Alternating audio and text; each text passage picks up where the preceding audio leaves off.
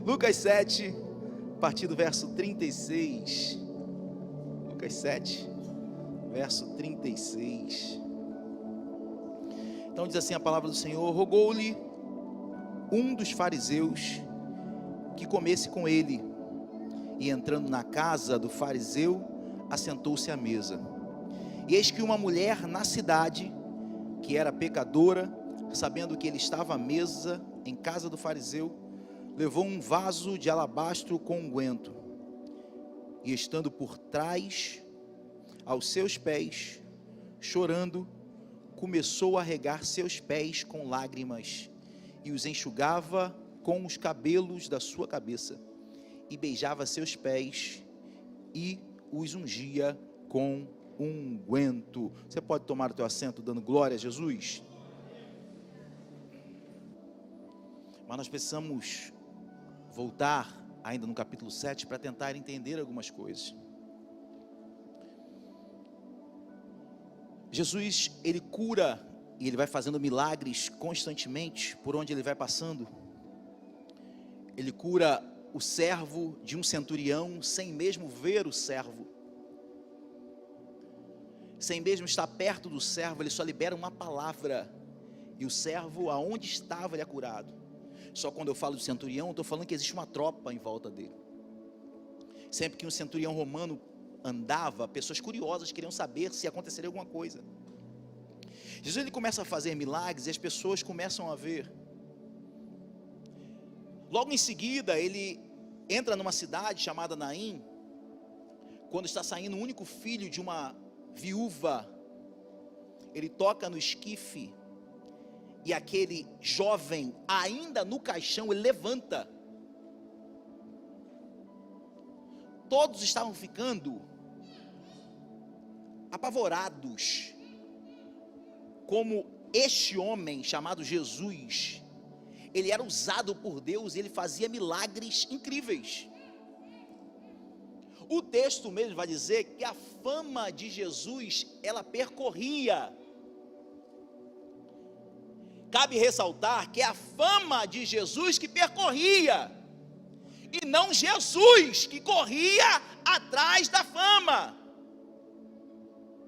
Porque os crentes de hoje querem correr atrás da fama, mas aqueles que são usados por Deus, quando Ele quer, Ele faz a fama percorrê-los. E é entender que nem todos que são cristãos serão famosos, até porque reino de Deus não se trata de fama, se trata de glorificar o nome dEle. Vão ter pessoas que vão ser usadas por Deus no anonimato, mas tem outras que Deus escolhe para levá-las a lugares altos, não por elas, mas para que o nome dele seja glorificado, amém? Então eu preciso entender que eu não preciso correr atrás das coisas. Quando eu faço a vontade de Deus, isso tudo, e o texto bíblico vai dizer que as demais coisas nos serão, eu não preciso ir atrás, elas me seguem. A fama de Jesus, ela começa a percorrer. Por onde Jesus passava, todos, se fosse na nossa época, queriam tirar foto com ele, queria bater uma selfie com ele, queria estar do lado dele de alguma forma. E aí, não diferente do texto que nós lemos, um fariseu, e eu tenho que sempre lembrar que o fariseu, ele constantemente no texto bíblico, ele faz oposição a Jesus. Aí a Bíblia vai dizer que um fariseu, ele resolve chamar Jesus para jantar com ele, porque ele pensa assim: esse camarada está famoso, se ele for na minha casa, meu irmão, eu soltar uma live lá na hora, meu irmão, eu vou ficar famoso. O fariseu, ele viu a oportunidade de sair bem na foto agora. Esse fariseu, ele não chama Jesus na sua casa porque ele queria ser abençoado, ou queria receber palavras de Jesus. Ele chama Jesus como uma oportunidade de se tornar ainda mais influente no meio da cidade. Pastor, o senhor está conjecturando? Não estou conjecturando. Tanto é que o próprio Jesus vai dizer assim, ó, engraçado, você me chama, mas você não lava os meus pés. Você me chamou para ir na sua casa, mas você não lavou as minhas mãos. Você não me saudou com ósculo. Você não ungiu a minha cabeça com óleo. Em outras palavras, ele convida Jesus, mas não honra Jesus ao entrar na sua casa. E eu estou falando isso porque o costume judaico, ao entrar numa casa, um convidado, ao adentrar na casa, era necessário lavar-lhe os pés. Uma pessoa com mais condições pedia para que os servos, aqueles que trabalhavam na residência, lavassem os pés do convidado. Temos que lembrar que o terreno naquela época de Israel era um terreno muito arenoso. Jesus, ele percorria distâncias, e ao percorrer distâncias, sujeiras, poeira estava diante dele, roupa, pernas, mãos. Daí a necessidade, sempre que alguém era convidado para um banquete ou para alguma coisa especial, na entrada da casa existia ali uma banqueta e algumas talhas de pedra, aonde os servos vinham e lavavam os pés com o objetivo de tirar poeira. E aqui também eu posso abrir uma janela, no sentido de que toda caminhada, ela vai gerar sujeira ou poeira na nossa vida. Tem pessoas que estão sendo chamadas por Deus e acham que o chamado de Deus é só maravilha. Na caminhada, do percorrer do caminho, na trajetória do chamado, sujeiras e impurezas virão. Mas sempre que nós formos entrar na casa onde Jesus está, é necessário nos limparmos. Já viu um costume que está acabando entre nós? Quem é crente de muitos anos, quem tem mais de 20 anos de igreja, quando nós entrávamos na igreja, a primeira coisa que nós fazíamos era orar mas hoje se tornou um costume para alguns, para outros ninguém nem sabe o porquê. Por que nós fazíamos isso? Ou porque alguns ainda fazem isso? É no sentido de humilhação. Senhor, nessa minha caminhada durante a semana, eu adquiri muita sujeira. Alguns pecados estão nas minhas vestes, em mim, e eu quero te pedir, por favor, me limpa, porque hoje eu quero dedicar ao Senhor o melhor culto da minha vida. É isso. É entender que toda vez que eu entro na presença de Deus, eu não vou entrar de qualquer maneira. Essas pessoas que ficam falando que diante de Jesus você entra de qualquer maneira, não entra. Nunca entrou, nem no antigo, nem no novo, não é assim. Jesus requer limpeza. Só que esse fariseu aqui, ele não cumpre as tradições. E engraçado que todo fariseu, ele cumpria com zelo as tradições, os costumes judaicos. Isso só demonstra que ao chamar Jesus, não era com sentido de cuidado, mas de receber o melhor da vida, não. Era simplesmente receber alguém para aproveitar da fama que existia sobre ela. Ele não lava os pés de Jesus, ele não lava as mãos de Jesus. Depois de ser lavado, o convidado, ele recebia beijos no rosto, que é chamado de ósculo. E por último, era derramado um óleo sobre a cabeça, com o objetivo não de santificar, mas de perfumar. O texto é bem claro, diz que Jesus, ao entrar na casa, ele simplesmente toma o seu lugar. E Jesus é assim, Jesus é educado. Jesus não vai exigir nada de nós. Se simplesmente na sua casa, na sua vida, você só está chamando ele para se beneficiar, ele vai entrar. Ele entra no ambiente onde ele é convidado, mas ele também só entrega mediante a nossa entrega. Ele entra nesse ambiente, na casa desse fariseu, e simplesmente ele toma seu lugar à mesa. Normalmente na mesa judaica, o anfitrião, ele está sentado na cabeça da mesa. E eu tenho que lembrar, os irmãos lembram como que é a mesa aqui da ceia? Uma mesa pequena, rasteira, baixa. Sim? Amém? A mesa judaica naquela época não é como as nossas mesas hoje, mesa alta. aonde nós sentamos em cadeiras altas, eram mesas baixas, não existiam cadeiras. Os convidados deveriam se debruçar. Eu não vou conseguir me debruçar, porque eu joguei bola essa semana, e eu estou descobrindo que eu estou ficando mais velho do que eu pensava. Está tudo enferrujado, irmãos. Ele se sentava com a parte do calcanhar para trás, como se fosse se ajoelhar, peito sobre a mesa. Alguns dobravam as pernas de lado, meio que de lado para trás. O anfitrião fica na cabeça da mesa. Os parentes mais íntimos, e aí eu tenho que lembrar que mulheres não se sentavam à mesa, só vão sentar os filhos, primogênitos e talvez algumas autoridades, mais próximo do anfitrião, e o convidado um pouquinho mais afastado, às vezes no outro lado da cabeceira da mesa, ou às vezes no centro da mesa, mas o destaque era sempre para o anfitrião e para a sua família. O texto vai dizer que Jesus ele toma o seu lugar. Esse é um comportamento de uma pessoa que chama Jesus para ir à sua casa, para se relacionar com ele, porque toda vez que nós falamos de mesa, nós falamos de relacionamento. Era uma pessoa que chama Jesus para se relacionar, mas não faz nada para se relacionar com ele. Acha que simplesmente é vir para a igreja e vir na igreja ter relação com ele.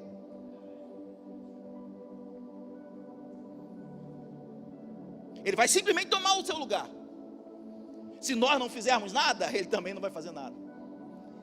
Mas ao contraponto disso, uma certa mulher pecadora, também da cidade, ela ouve falar que Jesus estava na casa de um certo fariseu. Eu estou falando de uma mulher pecadora. O texto não diz exatamente qual era o pecado dessa mulher, e eu não quero me ater a isso. O texto diz que era uma mulher pecadora. Eu quero só mostrar para os irmãos a diferença de postura que há às vezes entre nós, tendo Jesus à frente. Essa mulher, ela fica sabendo que Jesus, ele está numa casa. E aí cabe ressaltar que na cultura judaica também, toda vez que havia um banquete ou uma festa especial, a porta dessa casa é preciso ficar aberta. Num banquete, naquela época, no meio dos judeus, você não podia convidar pessoas e simplesmente fechar a porta. A porta precisava estar aberta. E eu não consigo entender alguns irmãos que depois que Jesus entra na casa, eles querem fechar a porta. Não, eu não me relaciono com ninguém. Não. Depois Jesus entrou, ele é exclusivo meu. Eu não quero que ele também seja de mais ninguém. Por que a porta ficava aberta?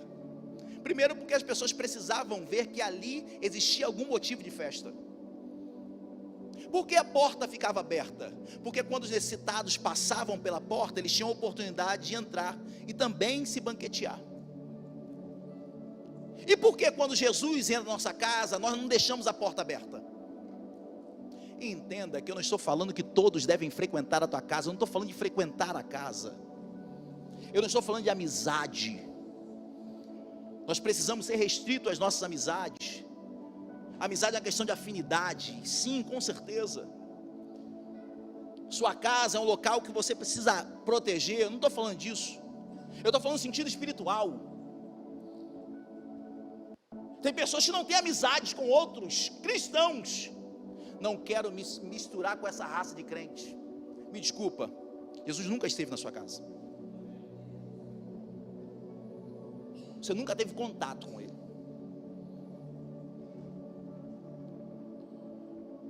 Jesus, ao entrar na sua casa, a porta ela precisa estar aberta, para que você compartilhe o que ele derramar com os outros que passarem ali. As pessoas que passarem pelas nossas vidas precisam ver que Jesus está dentro e que houve mudança. A porta ficava aberta. Ela, sabendo, como uma boa judia, falou: não fui convidada, mas eu vou entrar nessa festa. Talvez alguns já fizeram isso, principalmente quando nós éramos pequenos. Hoje não acontece muito não, Mas antigamente, quando eu era pequenininho lá em Barbacena, era festa de aniversário, irmão, na rua. Não tinha esse negócio de convite. É aniversário de Castro, era geral. Todo mundo brigava pelo bolo, brigava pelaquela bexiga que estourava. Na cultura judaica, é semelhante a isso. Estou falando dos tempos de Jesus, as coisas mudaram. A porta ficava aberta para quem necessitar entrar. Essa mulher, sabendo, falou assim: eu não vou perder essa oportunidade. O texto diz que essa mulher é da cidade, e eu acho isso interessante, porque ela poderia fazer o seguinte: a minha vida nessa cidade aqui tem muitas coisas que mancharam a minha história. Eu não quero encontrar Jesus aqui. Eu vou encontrar Jesus numa igreja grande, em outra cidade, porque lá ninguém vai saber da minha vida. Mas o que eu acho interessante é que essa mulher, sendo uma pecadora da cidade, ela fala assim: eu não vou perder a minha oportunidade. E por que ela fala isso? Eu falei que a fama de Jesus percorreu. Ela ficou sabendo que ali estava um profeta, um homem, que não só fazia milagres, mas que ele tinha o poder de mudar a sua história. E essa é a grande diferença no chamado. Tem muitos que estão indo a Jesus por aquilo que ele pode fazer ou que ele pode dar, mas ainda também tem outros que o buscam, sabendo que ele é o único que tem o poder de mudar a nossa história. Ela fala: eu não vou perder essa oportunidade. Eu estou cansada de ser rotulada como pecadora. Ela pega um vaso, e esse vaso, quando a Bíblia fala vaso, dá a entender que é algo grande, mas na verdade é um vasilhame, porque o próprio texto bíblico vai dizer que é uma libra convertendo, era como se fosse 500 ml, é porque o perfume era tão caro, que não precisava ser um vaso grande, era um vasilhame. Ela pegava alguns cordões e cruzava sobre os seus ombros, e basicamente o perfume ficava aqui. Era uma vasilha translúcida, bonita, até porque para carregar algo caro, não poderia ser uma embalagem ruim. A embalagem era uma embalagem bonita, esse vaso de alabastro, é uma pedra translúcida que brilhava, as pessoas viam. E ela faz questão de colocar agora o instrumento da adoração dela no peito dela, porque ela está saindo da casa dela com um objetivo. Ela fala assim: ó, hoje eu vou entregar tudo que eu tenho a ele. E ela faz questão de colocar a mostra. Eu estou falando isso porque hoje tem pessoas que querem se encontrar com Jesus, mas se possível, esconde todo o instrumento de adoração no máximo lugar possível. O que eu quero é me disfarçar, que ninguém saiba que eu sou crente. E cada ano que passa é mais difícil hoje nós sabermos quem é crente e quem não é crente. Já não usamos mais Bíblia. Antigamente as pessoas nos conheciam pela espada que nós carregávamos. Hoje nós usamos smartphone. E não estou falando que sou contra isso. Estou falando sobre a descaracterização. Hoje não sabemos mais a diferença da roupa do crente e do não crente.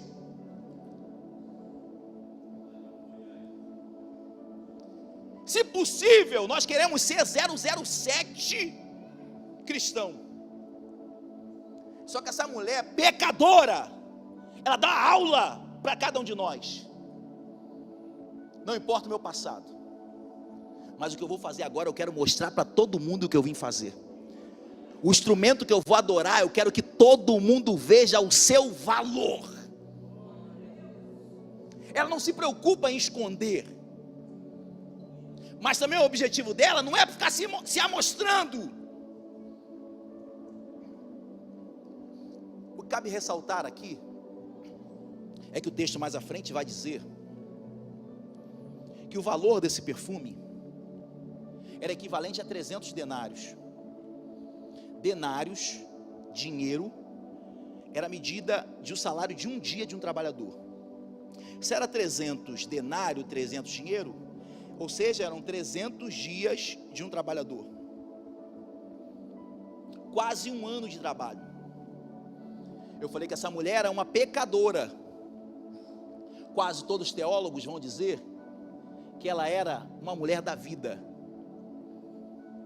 uma prostituta. Ela está indo para se encontrar com Jesus,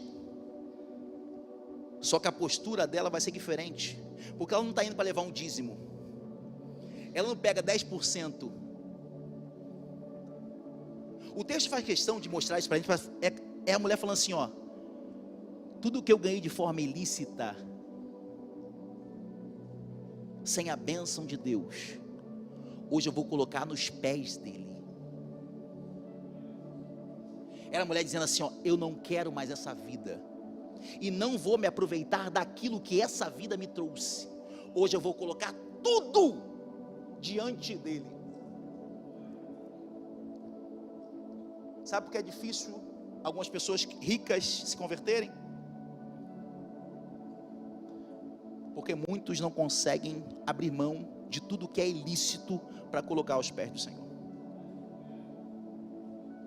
Não, porque na minha mercearia eu vendo cerveja.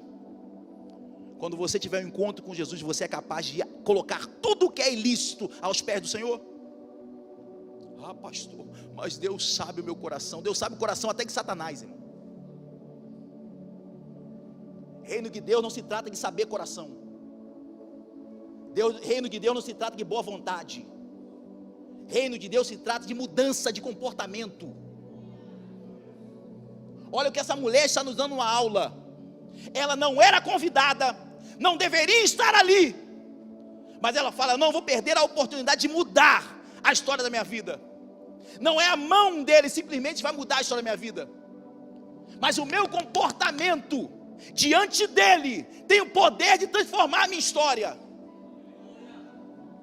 Ela pega tudo o que ela ganhou através de uma vida imunda e fala, hoje eu quebro tudo isso, nem o vaso eu vou ficar, porque ela poderia simplesmente abrir e derramar. Nem o vaso que eu comprei com o dinheiro dessa minha vida eu quero ficar, até isso eu vou quebrar aos pés dele. Essa mulher entra na casa, a porta estava aberta. Eu falei que todos já estavam sentados à mesa. Os convidados sentam, os penetras também começam a entrar, e não eram poucos, eram muitos. Afinal de contas, estavam famosos na casa. Lembra daquela história que estava vindo um paralítico, Jesus estava pregando? Os 4 amigos precisaram descer o paralítico por onde, irmãos? A fama de Jesus era tão grande, precisaram descer pelo telhado, a casa estava lotada. Essa casa não era diferente, a casa estava cheia.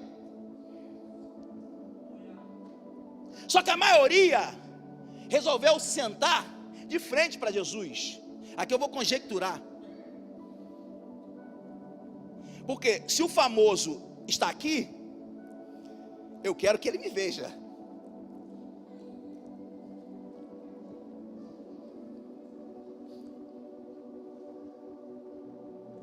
Está todo mundo sentado do outro lado da mesa, de frente para Jesus. A única vaga que essa mulher encontra é atrás dele. Mas ela fala, o fato de eu não estar na mesa não vai parar o propósito que eu vim cumprir aqui. É porque tem pessoas que estão parando, estão deixando de caminhar, porque não estão sentados na mesa. É porque ainda não chegou a minha vez de sentar na mesa. Eu vou parar, eu vou entregar, eu vou sair. Quem disse que para chamar a atenção de Jesus é preciso estar na mesa? Tinham vários na mesa que nem honrar ele honraram. Então não é o fato de estar diante dele, não é o fato de estar na mesa com ele. O que vai mudar é a forma como eu vou me movimentar diante dele, ou para ele. Essa mulher não consegue vaga na frente. O texto deixa bem claro que ela fica por trás de Jesus. Porque os que estão à frente querem tentar buscar os olhos de Jesus, para quem sabe receba a atenção dele.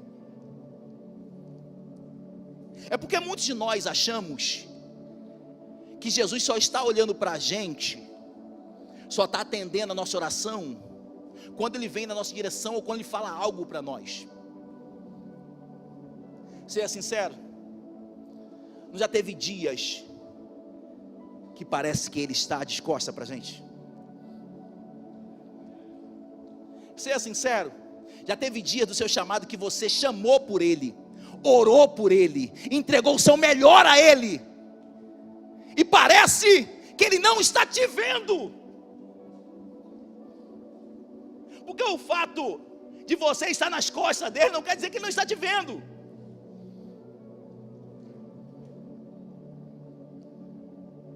Essa mulher, ela quebra o vaso. O texto diz que ela começa a chorar. E ela não molha os pés de Jesus com as suas lágrimas. O texto diz que ela rega os pés de Jesus com as lágrimas. Ela faz questão de falar assim, ó, eu vi que os seus pés são sujos, mas a minha condição hoje quer regar os seus pés, com o objetivo de cuidar do Senhor. Ela rega os pés e pega o seu cabelo, não tenho, e enxuga os pés de Jesus com o seu cabelo. Se ela enxuga os pés de Jesus com o seu cabelo, quer dizer que se Jesus já estava sentado, o rosto dela estava onde, irmãos? Tem pessoas que estão tão grandes, que acham que vão receber coisas de Jesus pela proporção ou tamanho que alcançaram, mas não sabem que a forma de receber de Jesus é ao máximo se aproximar.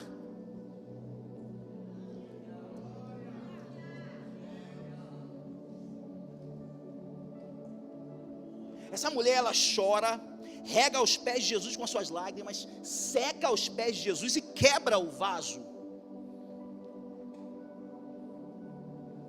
E aquele perfume valiosíssimo, ela faz questão de ungir os pés de Jesus. Eu me esqueci de outro detalhe, o texto fala isso. Ela regava os pés, secava os pés com o seu cabelo, beijava incessantemente os seus pés e ungia os pés de Jesus. Era toda hora.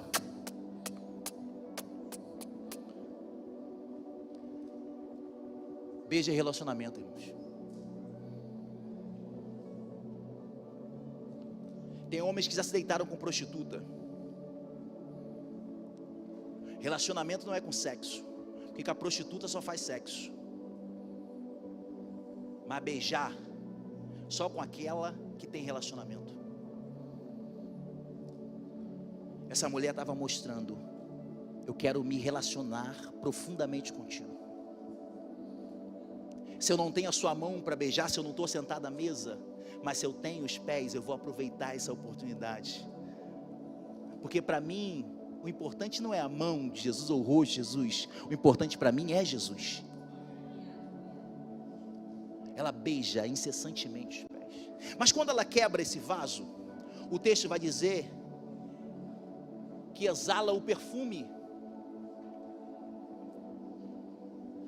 E quando exala o perfume, aqueles que estavam na mesa começam a querer procurar o que está acontecendo.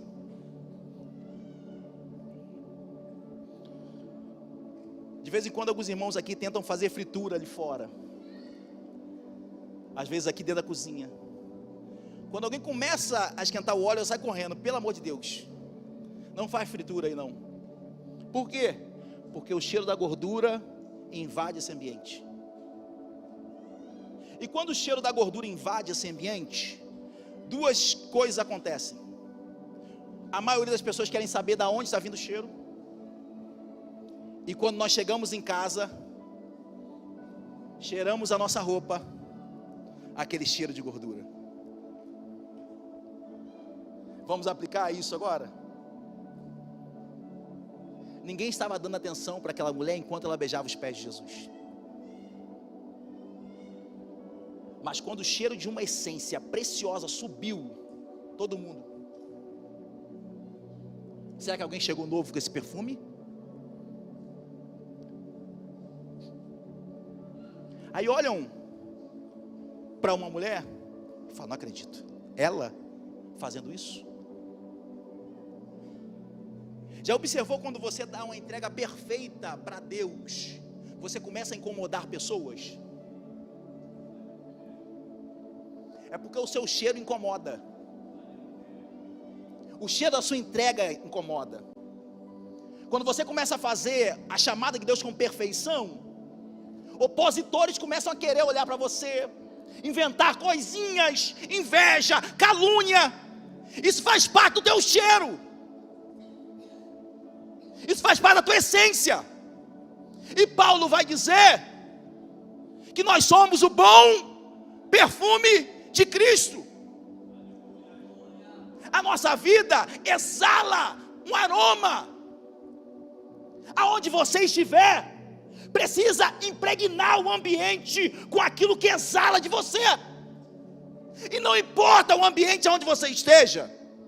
Se for num campo de futebol, as pessoas precisam sentir o teu cheiro. Se for na universidade, as pessoas precisam sentir o teu cheiro. Se for no local de trabalho, as pessoas precisam sentir o teu cheiro. Não existe esse negócio das pessoas só sentirem o teu aroma aqui no altar. Essa mulher começa a incomodar por causa da perfeição da adoração dela. E aí eu falei que quando nós estamos no ambiente, a nossa roupa começa. O teu perfume também tem um poder de dar aroma àqueles que estão sentados contigo. A tua vida tem o poder de transformar a história da sua família. A sua vida tem o poder de transformar a história dos seus amigos, da sua roda, do seu ambiente. Essa mulher ela só é percebida porque agora o cheiro ele toma todo o ambiente. E aí o fariseu começa a pensar. O texto diz que ele não fala, ele começa a pensar: se de fato esse homem fosse profeta, ele saberia que essa mulher é pecadora. Eu acho isso lindo em Jesus, porque eu falei que Jesus em nenhum momento falou com ela, mas quando alguém falou da adoradora dele, ele opa,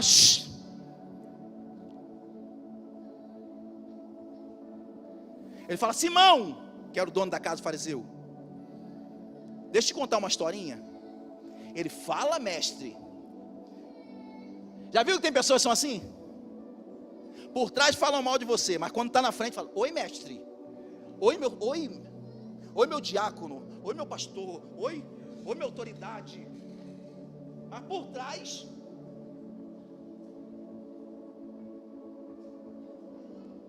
só que Jesus é especialista. Jesus é educado, até com essas pessoas. Ele fala assim: deixa eu contar uma história para você.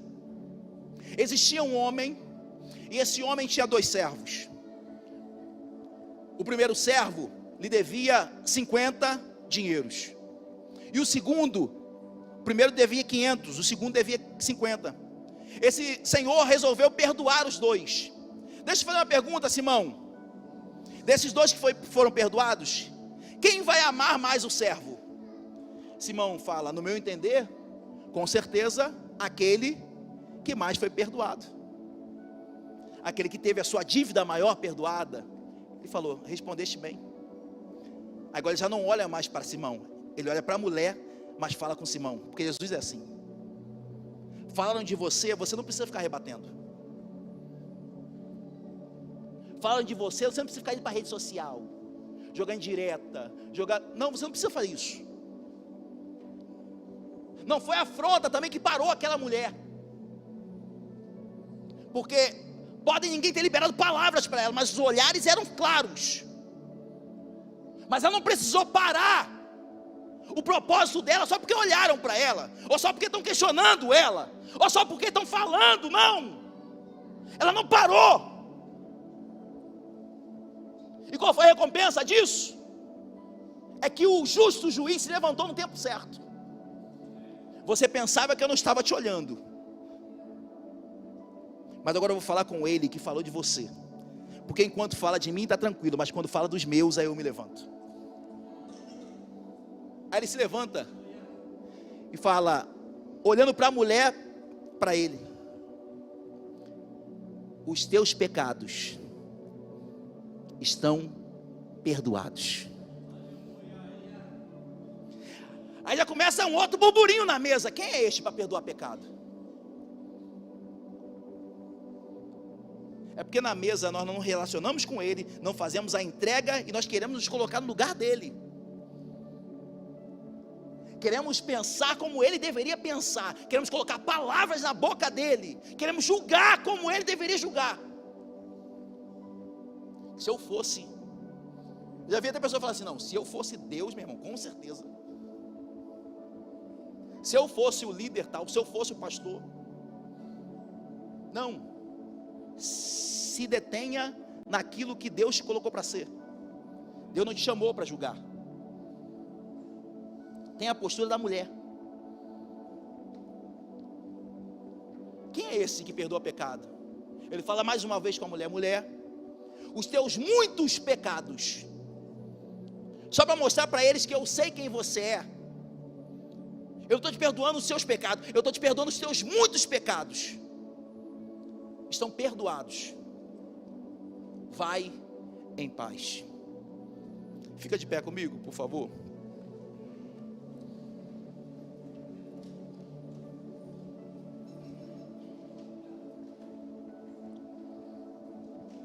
Mulher, você já reconheceu a tua posição, se posicionou da melhor maneira, fez a melhor entrega. Agora eu te libero, perdoa os teus pecados e digo: vai em paz. Mas Senhor, meu casamento está destruído. Ei, eu estou te autorizando, vai em paz. Mas Senhor, ninguém reconhece o meu chamado. Ei mulher, eu estou te dando uma nova identidade, vai em paz. Senhor, os meus filhos não estão no caminho do Senhor, o que vão falar ao meu respeito? Mulher, eu estou te dando uma nova autoridade, vai em paz. Siga. Quem estava na mesa, mulher, estava olhando a tua condição no passado, mas eu estou mudando a tua condição no presente e estou te dando uma nova autorização para o futuro. Vai em paz. Jesus não manda ela mudar de cidade para ter uma nova autoridade. Ele só fala: vai em paz. Eu estou te entregando uma autorização agora. É uma autorização, uma nova identidade, mostrando que você mudou, que você não é mais a mesma pessoa. Alguns podem olhar para aquilo que passou, mas eu estou olhando para alguém que agora está tendo sua vida transformada.